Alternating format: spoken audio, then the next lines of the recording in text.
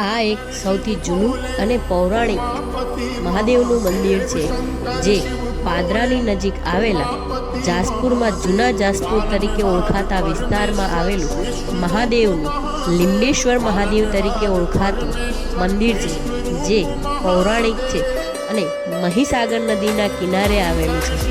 એક રળિયામણું સ્થળ કહેવાય છે,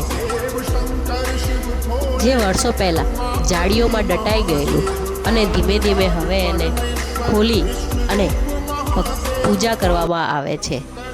મહાદેવજીના ભક્તોને આ મંદિરમાં એકવાર અવશ્ય જવું જોઈએ. આ છે મહીસાગરના કિનારે.